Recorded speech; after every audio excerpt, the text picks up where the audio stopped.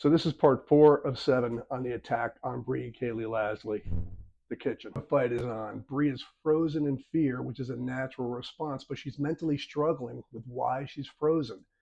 She can't get him out of her room through the bedroom window, so she decides that she needs to get him into the living room where the windows that have no shades on them will hopefully provide an opportunity for a passerby to see the struggle and potentially dial 911. Somehow Bree manages to pull him out of her bedroom and into the kitchen.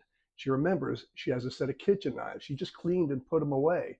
But then she questions, should I go for one of those knives?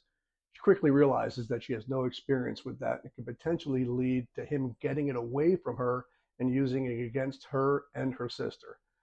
Now Bree's on the kitchen floor from a sustained strike, and her thoughts turn to her little sister Kayli, whose bedroom is in the basement. And she's thinking, thank God he doesn't know where the basement door is. Because at this moment, the attacker picks her up and tosses her, and she lands in front of the door leading to the basement. As her brain is shifting gears every millisecond, she's thinking of Kayli again and how she does not want Kayli to come up and see what's going on. Now she hears screaming, but she can't figure out where the screaming is coming from. Then she realizes that it's Kayli. She had come upstairs to see what's going on, ran downstairs to get her cell phone, then came back up to engage the attacker with all her might. Bree is still struggling mentally to why her sister is fighting so vehemently and why is Bree frozen in fear. But then an event occurs that changes Bree's mindset. Now the attacker turns his physical attention to Kayli. Bree's no longer frozen. She springs into action. The attacker has two enraged women fighting with all their might. They're going for the eyes, groin strikes, all the vital targets on the human body. Kayli has a metal rod in her hand. She's striking him with it, so much so that she bends the metal rod across his back, but it doesn't slow him down. Why?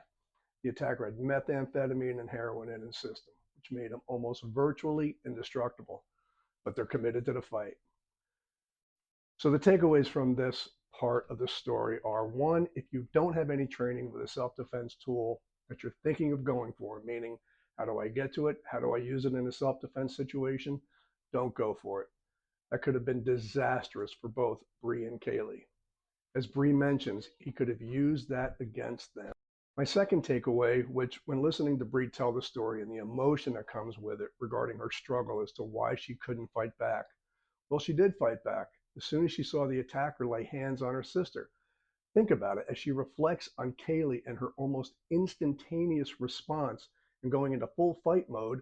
Kayli came upstairs to witness her sister being attacked by a bad guy.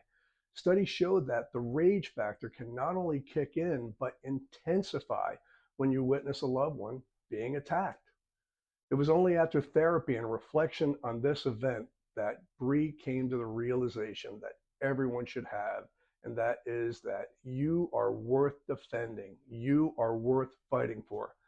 That needs to be your mindset every day. That's all I got on this story for today. I think I might have to take a little break from it. It's definitely kind of messing with me a little bit mentally. I've been listening to interviews with Bree for the last week, and it's tough. It's a tough story. But anyway, don't forget to comment, like, share, follow. Let me know what you think, and I hope you all have an awesome day.